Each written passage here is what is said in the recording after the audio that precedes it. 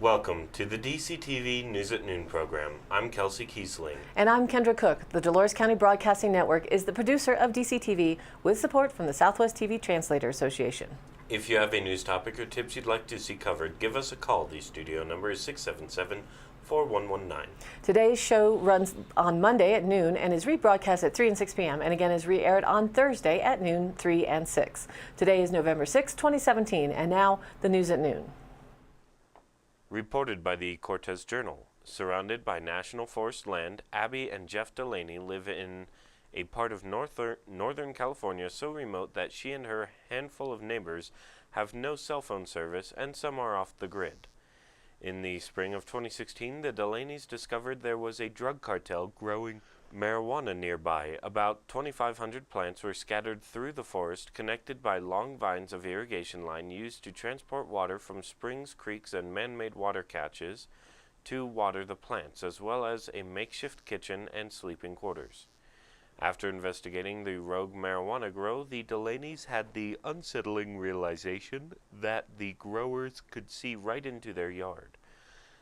To protect their safety, the couple has requested the use of a pseudonym.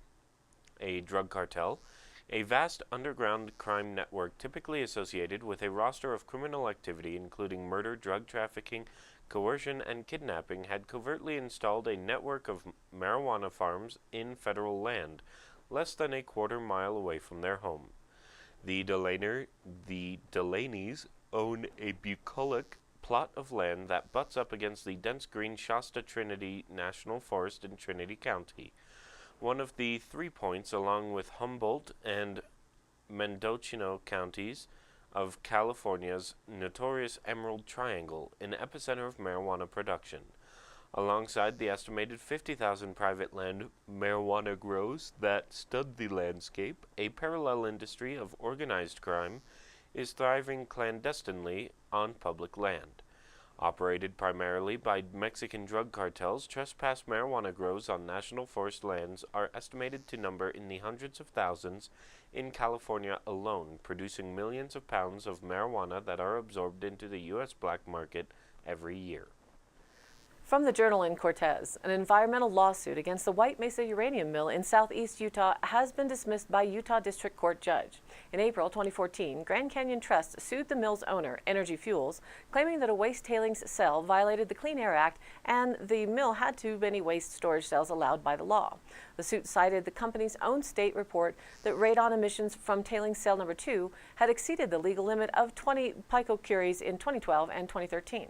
The mill reported the violation to the Utah Department of Environmental Radiation Control, triggering state-ordered compliance actions. Containment layers were added to the cell, and the radon levels have been brought under the legal limit. The Grand Canyon Trust lawsuit sought fines and an accelerated timeframe for final closing of the waste cell in order to protect nearby communities from radon, a radioactive health hazard linked to lung cancer. The mill is 5 miles north of the Ute Mountain Ute Reservation of White Mesa, where tribal members have protested against the mill and testified in the lawsuit. But in a 50-page ruling September 15th, U.S. District Judge Clark Wadoops dismissed the case, agreeing with the company that state regulators applied incorrect standards in citing Clean Air Act violations, and that the Grand Canyon Trust misinterpreted federal regulations in its claim of too many waste cells. The court concluded that Clean Air Act's Subpart W regulations for radon emissions are for operating waste cells, and since the mill's waste cell was in the closure process, they did not apply. The spikes in radon were due to the dewatering of the cell as part of the cell's reclamation procedures. In response to the lawsuit, the mill advocated to Utah regulators that Cell 2 was officially closed since it was full and had stopped receiving tailings by 2008. On July 2014, the Utah Department of Air Quality agreed that the cell was closed and therefore it did not apply to Subpart W radon regulations, reversing an earlier indication that it did apply. The state decision, made as the lawsuit progressed, effectively negated the Grand Canyon Trust's claim of Clean Air Act violations and created a loss in legal standing that led to the dismissal. Regarding the trust's claim that the mill had more than 2 waste cells allowed by law, the court said that they misinterpreted the law by including evaporation ponds. Utah regulators interpret tailing impoundments to those containing solids, not evaporation ponds. It is consistent with past EPA interpretation of phased disposal work practice for uranium mills, the court said. It defers to Utah regulator expertise in that matter. Grand Canyon Trust attorney Aaron Paul said the dismissal was disappointing, but they don't plan to appeal. He said the Grand Canyon Trust will continue to push for the mill to speed up reclamation plans for closed waste tailing cells as part of the mill's pending operation license renewal. Reported by the Cortez Journal, governors of 19 western states are pressing the federal government to do more to prevent the spread of damage-causing invasive mussels from infected federally managed waterways. The Western Governors Association on Thursday sent a letter urging Interior Secretary Ryan Zinke to put in place by spring 2018 controls to prevent the spread of zebra and quagga mussels. The governors are also asking that federal agencies conduct mandatory inspections and decontaminations of boats leaving infected water bodies.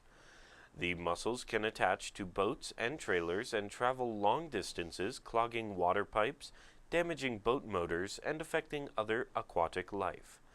The governors say they are particularly concerned about the mussels reaching the Columbia River Basin, like Lake Tahoe, and the Colorado River Basin above Lake Powell. The Interior Department has said that hydroelectric projects infested with the mussels might require an additional $500,000 in annual maintenance. The Pacific Northwest gets much of its power from hydro projects, so an infestation could increase the cost of electricity. Many states have spent millions and continue to do so to keep the mussels out. Some have set up mandatory checkpoints near borders to intercept boats for inspections, including Idaho, which is spending more than $3 million annually. Specifically, the governors want to know what timeline has been set for the National Park Service to complete an assessment of mussel containment and monitoring programs at Lake Mead National Recreation Area in southeastern Nevada and northwestern Arizona, and the Glen Canyon National Recreation Area in southern Utah and northern Arizona. From the Durango Herald and AP, jobs in the energy industry are slowly coming back to northwest New Mexico, marking a shift after several setbacks in commodity pricing and market demand for U.S. oil and gas. Producers and oil service companies in the Farmington area are beginning to hire again, falling in line with what local unemployment numbers show, the Daily Times of Farmington reported. The unemployment rate in San Juan County, New Mexico was 6.4% in 2014. The rate then jumped to 8.9% in 2016, according to the New Mexico Department of Workforce Solutions. Through June of this year, the rate showed improvement as it fell down to 8.3%. Halliburton's Farmington office posted for more than 30 job openings last month for service operators, supervisors, mechanics, and technicians. The hiring trend is consistent throughout the district and is a result of the increases in local activity, said Larry Kent, the company's senior district manager for Colorado, New Mexico, Utah, and Wyoming. Commodity prices have not changed much, but the interest and attitude of area producers is changing, Kent said. His company is reacting to the producers' interest and attitude, causing the oilfield service company to hire permanent employees instead of filling positions on a temporary basis. If we thought that this was going to be a temporary situation and these weren't permanent jobs, temporary hiring is, the route that we would go, because it would be less expensive in the long run on the temporary side, Kent said. Because we believe that it is a turn in the market long term, we're going to make that commitment to hire people permanently. Dugan Production Corporation announced plans in March to drill up to 17 new gas wells in the San Juan Basin, an area that covers parts of northwest New Mexico and the southwest Colorado. The company constructed 11 by October, and another 6 were scheduled to be drilled in coming months, according to company officials. While the project didn't create jobs at the company, it used service companies and contractors for the work. Dugan Vice President John Alexander said that while a turning point could be coming for the area's gas and oil industry, many global factors like changing regulations, market prices, and demand influence what happens on the local level. Will it turn? Well, eventually, obviously, towards the end somewhere, as you run out of hydrocarbon reserves, sure it will change, Alexander said. It sure doesn't look like it's going to be any time quickly, though, as far as we can determine. According to the Cortez Journal, lawmakers on the country's largest American Indian reservation have shot down a measure to build an aerial tram to take visitors to a riverside boardwalk in the Grand Canyon with stores, hotels, and restaurants above on the East Rim. The chances of moving forward with the Grand Canyon Escalade project now appear slim. One tribal delegate who voted for it this week says it has no chance with current lawmakers Developers have not said what they will do next. The legislation was opposed by environmentalists and outdoor enthusiasts who are trying to keep open spaces wild. At the same time, the Trump administration is moving to free up other federal land for development. If the tram was approved by the Navajo Nation, whose reservation borders the east rim of the Grand Canyon, federal agencies would have had to review it. Developers used estimates from Grand Canyon National Park tourism to anticipate the popularity of the aerial tram. Nearly 6 million people visit the park each year. On the west end of the Grand Canyon, the Hualapai tribe operates a horseshoe-shaped glass bridge along its stretch of the natural wonder. It gets 1 million tourists a year, mostly through bus tours booked out of Las Vegas. The Havasupai Reservation, deep in the gorge off the Grand Canyon, also draws tourists with its blue-green waterfalls. Its campgrounds in the village of Supai are booked months in advance. The small town of Tusayan, outside the South Rim entrance, is voting next week on a proposed increase to building heights that would lead to homes, more hotels, and retail shops. And now let's take a look at the weather. From the National Weather Service reports, progressive and unstable west-southwesterly flow will continue to bring periods of valley rain and mountain snow to the region through Monday, with the northern and central Colorado mountains favored for activity. An additional 6 to 12 inches of snow is possible for the northern Colorado mountains, with 3 to 6 inches for the central Colorado mountains through Monday evening, though some locally higher amounts are possible. There may be lulls from time to time across the central and southern areas as some drier air works in periodically due to a strong upper-level jet stream. Winter weather highlights are in effect for this storm. There are also some winter weather advisories in effect for Elkhead and Park Mountains, flat tops including the cities of Columbine, Hans Peak, Toponas, Buford, and Trappers Lake. Periods of snow and blowing snow is occurring at higher elevations. Plan on difficult travel conditions, including during the commutes today. Additional snow accumulations of 2 to 4 inches, with localized amounts up to 6 inches, are expected. With winds gusting to 35 miles an hour, blowing and drifting snow may be encountered along with reduced visibility.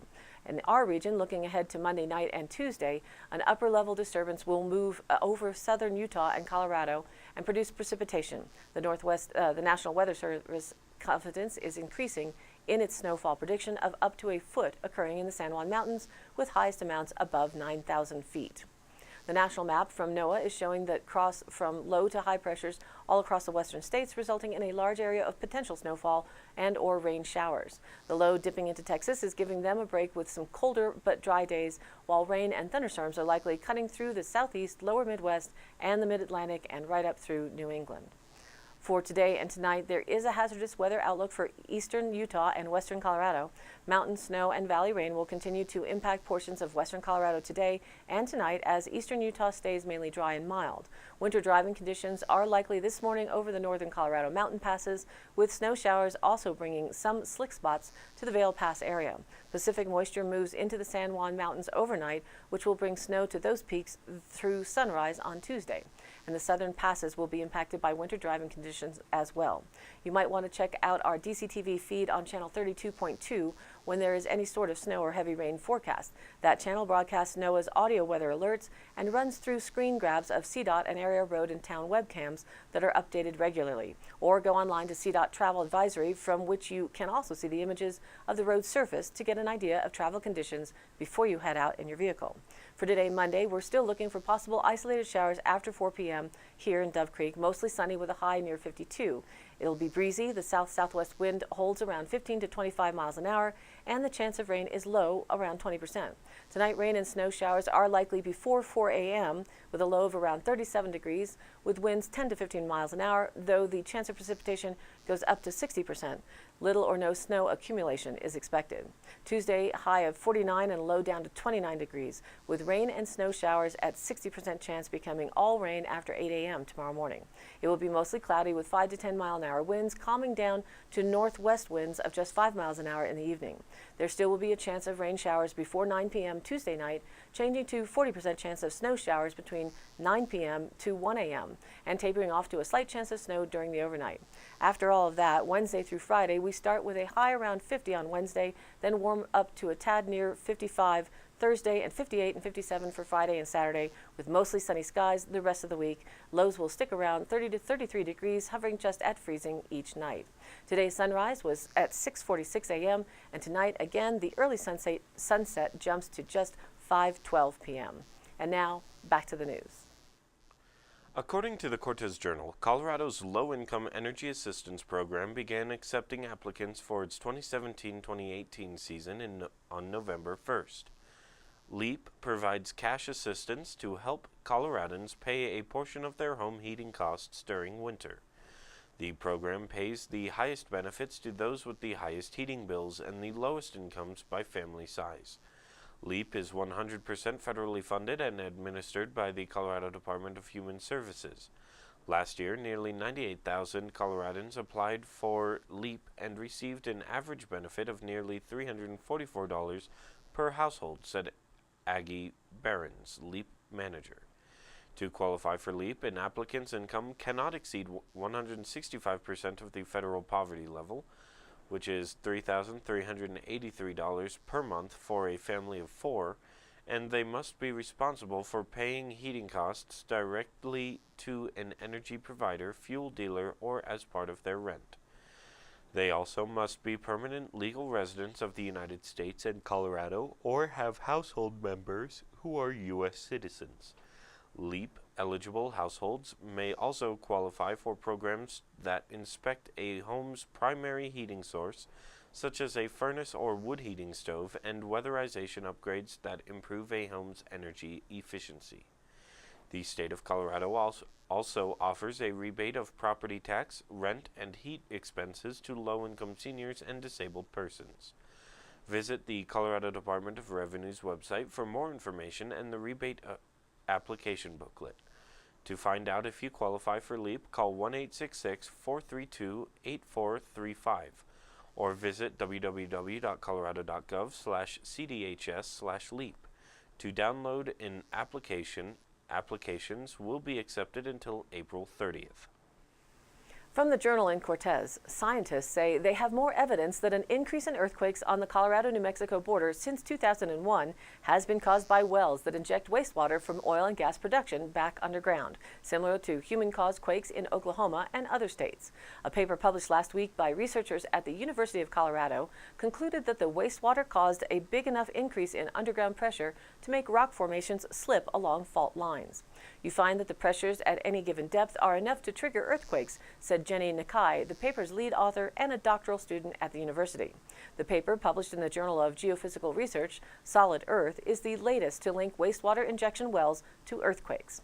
Most oil and gas wells produce at least some wastewater that is too salty to use, so regulators allow energy companies to pump it back underground to get rid of it. Researchers have linked earthquakes in Colorado, Kansas, New Mexico, Oklahoma, and Texas to wastewater injection. Oklahoma had only a few dozen earthquakes of magnitude 3.0 or greater in 2012, but had more than 900 in 2015. The number dropped to closer to 600 last year after state regulators directed energy companies to close some injection wells or reduce the volume of water they inject. In the Raton Basin of northern New Mexico and southern Colorado, earthquakes began to increase in 2001, about 2 years after large-scale wastewater injection began, the U.S. Geological Service said. The wastewater comes from wells that extract natural gas from underground coal beds. The biggest quake in the basin since 2001 was a magnitude 5.3 in 2011. It caused minor damage to buildings in Trinidad, Colorado, about 15 miles from the epicenter. A 2014 paper by the Geological Service blamed injection wells for the area's quakes. The new University of Colorado study went further, using computer models and records of wastewater injection to conclude that enough pressure built up to cause the quakes. Justin Rubenstein, a geophysicist with the Geological Service, who was the lead author of the 2014 paper, said the computer models have been used in other locations, but not in the Raton Basin before now. Rubenstein was not involved in the University of Colorado study and said he was not familiar with all of its details, but that the general conclusions made sense. It's consistent with what my research has shown, he said. The University of Colorado study also found that the Raton Basin earthquakes were more widespread than previously thought, said Nakai, the lead author. Earlier studies focused on the Colorado portion of the basin because that was the site of the 2001 swarm of 12 quakes. The strongest was magnitude 4.6, as well as the 5.3 quake of 2011. But seismometers recorded 1,881 quakes in the area between 2008 and 2010, and 1,442 of them were in New Mexico. The strongest was the magnitude 3.8. The 2008 to 10 data came from a temporary deployment of seismometers as part of 2 other research projects funded by the National Science Foundation. Reported by the Cortez Journal, the Pleasant View Fire Department is planning to build a new fire station on Road CC across from the elementary school. Chief Jeff Yoder explained that the new station is needed because the current station is aging and has high maintenance needs. He said the project would be funded with capital reserves and possible grants. Yoder estimated the construction price to be $1 million.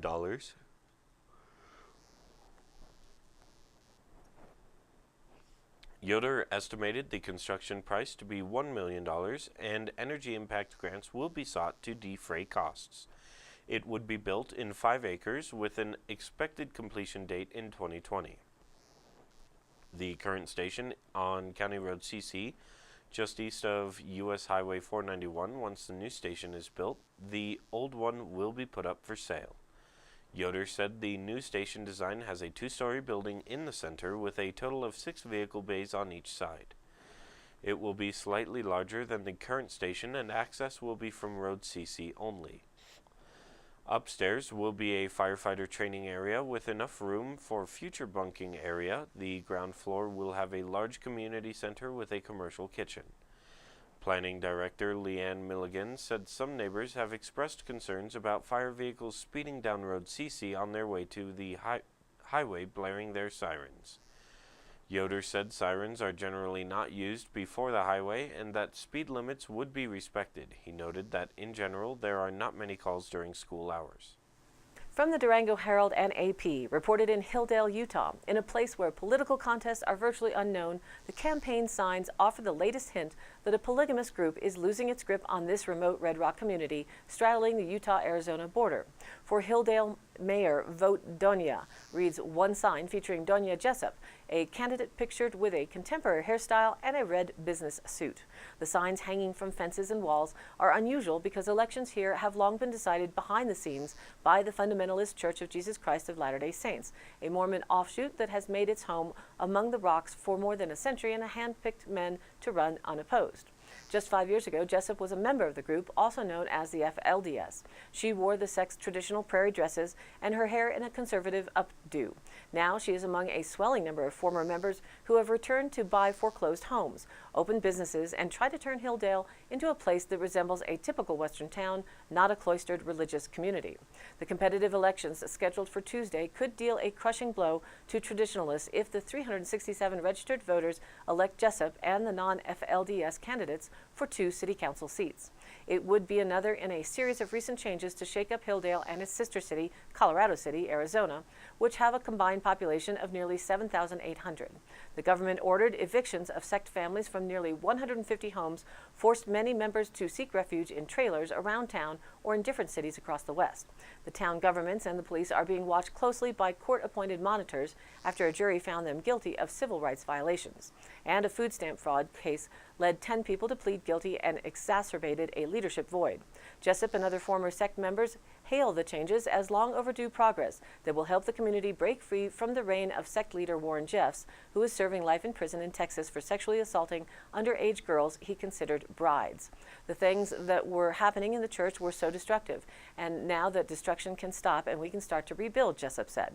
This city is completely at a standstill until we change the city government. But FLDS members believe the town they built is being destroyed. Norma Richter, a 50-year-old mother of 13 kids, said the changes overtaking the town feel like, quote, a cultural cleansing, echoing a common refrain from church members and sympathizers. At the heart of the split is Jeffs, who has been jailed in Utah or Texas continually since 2006. His followers consider him a prophet and believe he was the victim of religious persecution based on fabricated allegations. Former sect members and outsiders consider him a dangerous man who tore apart families and committed sex crimes. Jeffs is a very sick man who controls the people through fear of not making it to the highest celestial kingdom of glory, Jessup said. She notes that it was he and other leaders who set the evictions in motion more than a decade ago when they opted not to challenge in-court allegations of mismanagement of the church trust, leading to Utah and Arizona governments to take it over.